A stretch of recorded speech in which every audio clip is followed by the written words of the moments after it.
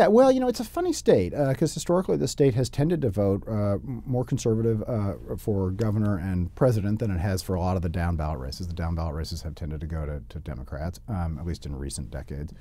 The Senate seat at this point, obviously, has long been held by Democrats. There are two Democrats, Feinstein and Boxer there.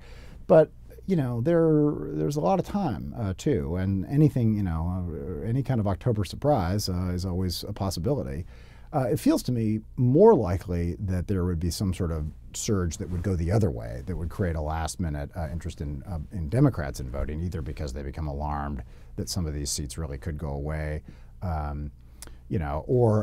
or because they just get animated in an election. I also think that there's some question about whether the Tea Party movement or movements may have peaked a little soon. So it intuitively, I guess I would predict a higher chance of a last-minute turn that would favor Democrats than that would hurt them. But clearly, the opposite is possible too. Under normal election circumstances, you would give the nod to Brown. Obviously, this remains a dominant. The Democratic Party is the dominant party in the state. The state heavily supported Obama. Obama continues to poll well here. Jerry Brown is not only a Democrat, but a former governor, a son of a governor, a brother of a would-be governor. I mean, the guy is very California and very Democrat, all of which would normally play well. This is a different cycle, and she has put a lot of money in, and I think those two factors do make it a different kind of race. And I think that in some ways she's an appealing candidate. She is a successful businesswoman. She's a woman, obviously. She's not extreme in most of her politics. So I think that is a tough contest between two different visions of the state. I don't think there's any question but that, each of them vows to change the way Sacramento runs now, which is almost essential to running successfully in this campaign. For me, the big question is about Brown. The question is, does he have the incentive to change it? Does he really want to change it? And with Whitman, the question is, does she have the capacity to change it? Because I think everyone recognizes that Brown has the ability and the experience that if he wants to make profound change up there, he's probably the better candidate to do it.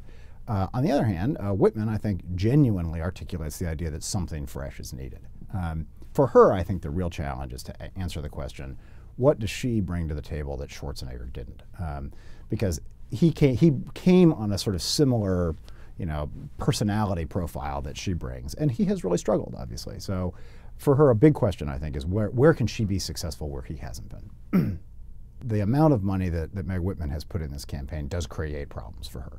I don't think it creates as many problems as it does benefits. I don't think we'd be talking about this race with this level of seriousness if she had not invested a huge amount of her own money, and it's clearly part of what has brought her to public prominence. But yeah, I think that voters are somewhat skeptical of candidates who self-finance, particularly at that level. She will spend more on this race than any candidate has spent on any race in American history. Plus, she's out raising money too. So it's not really just a matter of her being able to say, well, I'm not beholden to any interest other than my checkbook here. She's out raising money too from people who do have interest in the state. So in some ways, she's getting the double whammy of being assessed as someone who's sort of buying her office and also attaching herself to interests who do have their own ideas of what should happen in Sacramento. So I think it is a problem, but it is for her clearly outweighed by the benefit of what it does for her bringing her name to the people of California. All of the Senate races have at stake the question of sort of where does the Democratic majority end up in the Senate, presuming that they still hold some sort of majority.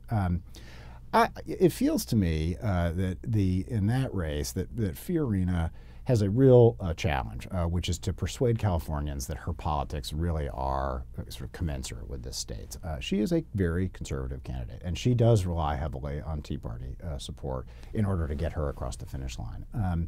I think the argument can be made that Boxer may be more liberal than the state, but there's no question but that Fiorina is more conservative than the state, certainly than the big urban areas of the state. She needs to persuade voters that she can adequately represent them when she doesn't share a lot of their views.